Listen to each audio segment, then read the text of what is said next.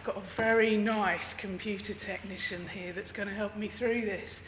Okay, I'm Susie Nyman, and I'm curriculum manager at the Sixth Form College Farnborough for Health and Social Care, and I've been there, this is my 22nd year at college, and they've really looked after me, and this is really a celebration of how college have looked after me with my keratoconus. Okay, here we go. Okay, so I'm going to talk about my diagnosis, the story of what's happened, and the strategies that I've used at college in the future. Okay, I was first diagnosed in 1998 in A&E, and I remember sitting in A&E in front of one of those Snellen charts, and the doctor asked me to read it, and obviously I couldn't. And she told me then that I had keratoconus, and I wrote it down on my checkbook and went home and immediately got on the internet to try and find out what it was all about. For you, 1998 was when, apparently, there was a World Cup in France. The Queen was still in power. Let me just go back. There's this chap called President Clinton. Well, there's someone else called Clinton in the running now. Sounds like you're going to get buy one, get one free there. Then we've got Boris. There was a video about Babe. Pokemon, and the Spice Girls, they were in fashion, and the old Tony Blair. Here we go. So sit back and relax for the next bit, I think, because this, if you press the arrow, is the story with music.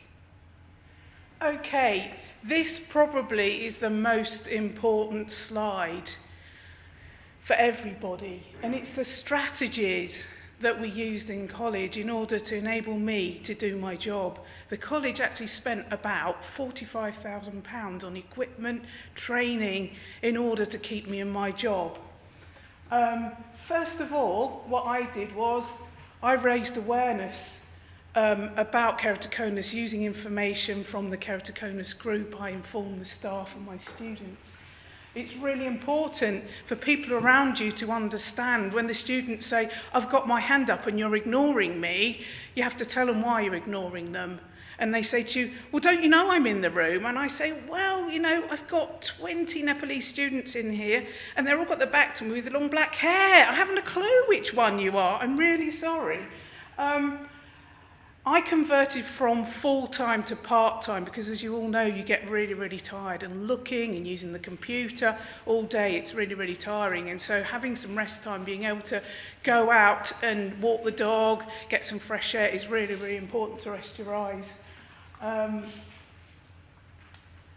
So the college looked at my timetable and tried to sort of make it easy for me. So at the moment, I go in Monday morning, I go in Tuesday morning, and then I go home. I'm in Wednesday afternoon, etc. Thursday I'm in all day. So it's not really jam-packed and full-time. It gives me time to rest my eyes. Okay. One thing that's really difficult is actually visiting speakers. And I always panic when a visiting speaker comes in. They say, oh, the staff have got to come and listen to a talk, and I've got to be at the front and listen to them, and they give you a handout and you can't read it. So for me, it was really important to find out maybe the week before who's coming for the talk, and then say, can I have the slides a week before? And they're quite good about that, giving you that. And I've done that all over the country whenever I've been to any conferences anywhere, and they always provide them for you, which is really useful. What's really important for all of us is the correct font. And I know RNIB always talk about Arial and size 18. I've used yellow on black because that's really good contrasting colours, and Access to Work actually checked my colours and found that I could see best with yellow on black. Okay? Someone in the audience early asked about colours, and I've actually taken 100 students and altered the background of their computer screens, and they've found exactly the best colour that they can work with. And quite often, particularly dyslexic students, they have a particular colour that is good for them, and if they find it could be green or pink, their behaviour gets better because the words stop moving around the page and they can concentrate better. So that's really useful. What I do is I get up really early. I actually get up at 5. I know most people think that's absolutely horrendous, but I get up with the birds because your eyes are better, and so I do work early in the morning. I can't actually read the slide, to be honest. That's one to stand up there. Healthy eating is really, really important. It's really important to eat healthily and drink a lot of water, rehydrate your eyes. Ensure you have breaks and you get away from the computer. And a lot of us nowadays are working at the computer. It's really important to take breaks. Use my assistive technology, okay? So I've got special equipment. I've got a special keyboard. I'll show you that in a few minutes. I've got a special keyboard that I use, and I've got JAWS that talks to me, and I've got a really big computer screen. And I was talking to one of our speakers at lunchtime, and she was telling about her assistive technology as well. And one thing I do notice is body language. I can tell that principal is walking down the corridor like this because he walks like that. I can tell the deputy head because he slouches like this. And I can tell who the swimmers are in the pool in the morning only by their trunks. I haven't a clue who they are. And the problem is they see you in John Lewis, not that I go in that shop very often, and they say, "Hello, Susie," and I'm going, "Hello, I didn't recognise you with your clothes on, I'm terribly sorry." But that joke happens all the time. And what I do is I use a variety of teaching and learning methods. I try not to read all the time, and so I use balloons for doing the digestive system. I use Play-Doh modelling, and the students really like it because they get death by PowerPoint all the time, to be honest. And ask for assistance. If you can't do something, say, "Oh, could you just help me read those numbers for a few minutes?" And people are normally quite good about that. And use a Beryl handwriting pen. They're really thick, and it's much, much thicker, and so it's easier to read. Don't use a biro, use a thick felt tip pen. It's much, much easier to read and makes life a lot better. Okay, so we're going to go on to the next slide now, hopefully. This is a quick college video here, just so you can see what it's like at college, and then I can sort of talk through various things that we've done.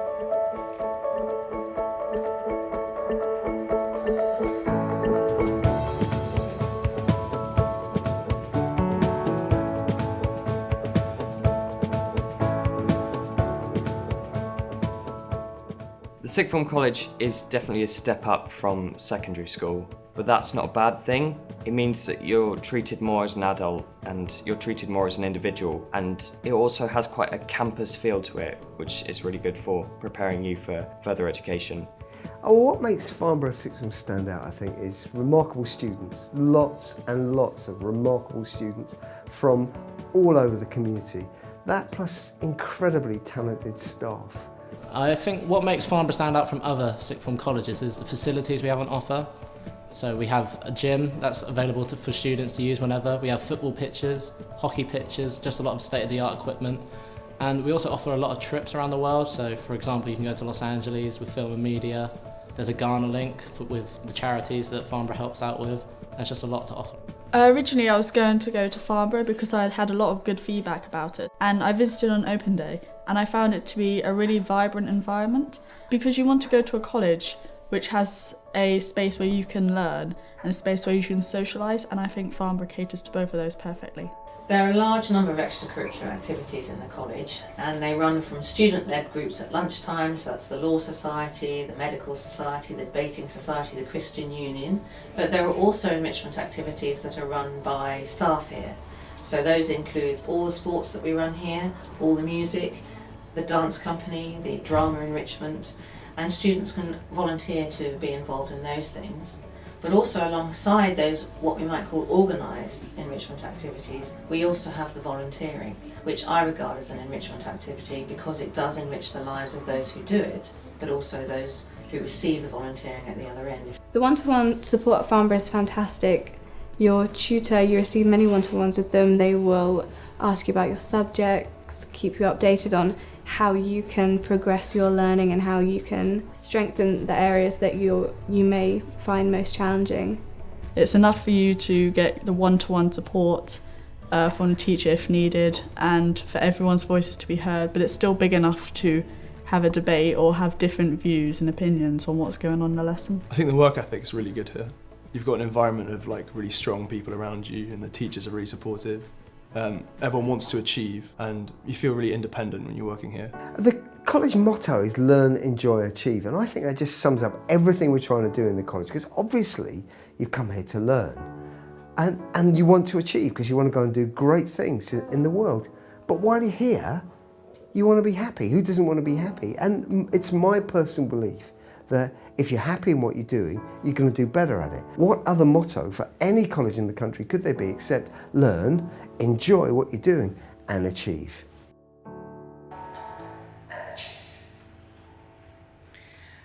Thanks. So I just wanted to say from the video, the principal in the video was Simon Jarvis, and he's the one that came to me and he said, Susie, I know you're struggling with what you're doing, and he just said to me, how can I help you? I'll give you the weekend, find some stuff out and come and see me on Monday morning. What can I do? And he actually said to me, there's a blank check. I'll pay for anything as long as I can keep you in here doing the job, because he really appreciated what I do for the college. And they support you in the college, but not everywhere does. And I understand that, okay? And that's why I've stayed there such a long time.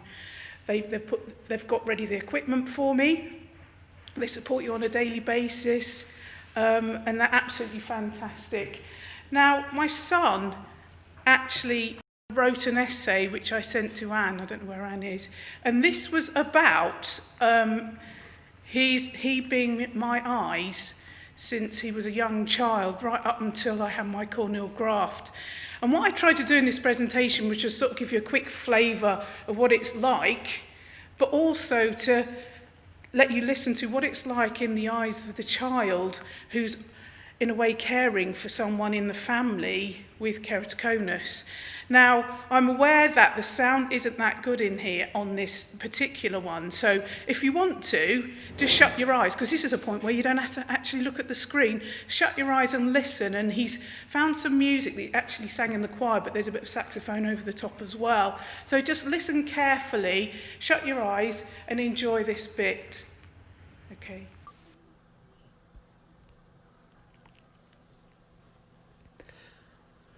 Do you ever wake up in the morning smiling, celebrating that you can see? My mum does every day because it is the best thing that has ever happened to her and her whole family. At the busy start of term in September 2008, my friends were asking me where I had travelled in my summer holidays. Many had gone abroad to exciting European destinations, or even far away to Barbados or Australia. Nevertheless, others had stayed in holiday cottages in the beautiful UK destinations, for instance Scotland or Cornwall. When my friends asked me where I had travelled, I said I stayed at home, and my mum was given the gift of sight. Mum always had difficulty with her sight as long as I remember. As a baby, I used to go to church with her in my pram. On Thursday nights we went to choir practice together. She played the organ using large printed music and practiced the hymns ready for Sunday Mass, and I would go with my tambourine. As soon as I could talk, I would read out the hidden numbers for her to find. I would be her eyes. Other weekends, we went shopping together. Mum used the shopping list, and whilst sitting in the trolley, I pointed out where everything was. My favourite thing to do was go and weigh the fruit, and there would be a magical appearance of the label after it came out the machine. This was very enjoyable as we were doing the shopping together whilst having fun.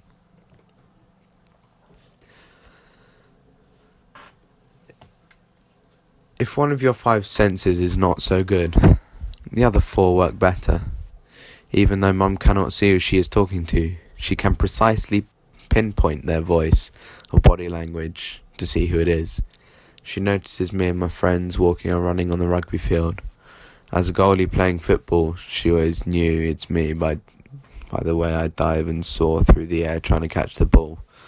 In cricket, I'm normally the only left-handed bowler on the team, and that's how she recognises me. And I feel so proud for her to see me catch a ball and get a wicket. In July 2008, when I was 7, Mum luckily had a corneal graft. This was a life-changing experience not only for her but for the whole family. Since then, family life and my own responsibilities have changed for the better. I no longer have to go through doors as the frame edges are clearer now. She feels more confident driving because the bright dazzling halos from car lights are much smaller. During Mass, she sees the priest at the front rather than him being overclouded by halos from the candles. And so I don't have to tell her what is going on during the service.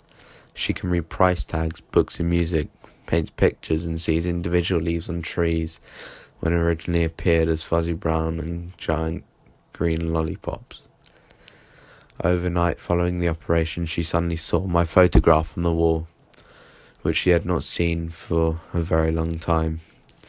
She now reads road signs and train signs, and after being her eyes for so long, I don't have to be them anymore, which is a relief. This has affected all our family, because we can now join in activities we can never do before, such as going to the theatre, cinema, and she can see me at music competitions or performances. Despite this, we would like to thank the surgeon as well as the donor and their family. Their wonderful gift that was given to Mum, which gave her sight and transformed not only our family's lives but thousands of students that she has taught in the last few years. Okay, I know it was difficult to hear, but there's some really important key messages, especially if you've got children and you're the parent. So they might be reading road signs for you, they might be helping you with the shopping, playing the organ. I had to have the music enlarged really, really big. And the last time I did play my trumpet in public was midnight mass, but I have to blow the music up really big. I take the music and it's blown up to A3, especially at midnight because your eyes are getting really tired late at night. So I can read it, so you still can do things as long as you enlarge it big enough so you can see it. My corneal graft was, as Benjamin said, in 2008, and Miss Vicker did an absolutely fantastic job for me when she did that. And I've been able to see a lot better since, which is absolutely fantastic. So the future, really, hang on.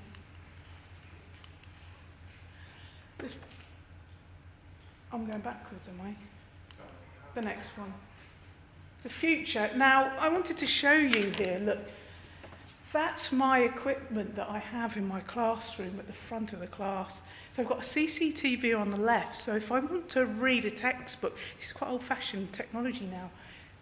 Oh, hello. If I want to read the textbook, then I put it on there and it goes onto my computer screen. Underneath that, you can see a little keyboard with bright yellow letters about that big. And that was a kid glove keyboard.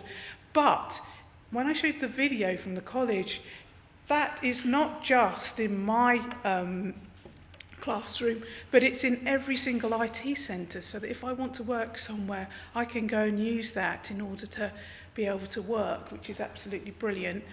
And the various photos there, it's moved, hasn't it? Yeah, yeah, no, it's okay. Yeah, just put it back on the last slide. So various photos there with my students doing different activities. And then the last slide I've got, I just wanted to thank loads and loads of people. I mean, the most important person probably is Anne, because she helped me 1998. I don't even know where she is. Where's Anne? Oh, there you are. Sorry, she's waving. So Anne, thanking Anne, you know, for helping me, and sent Ken there. I've got him on my list as well.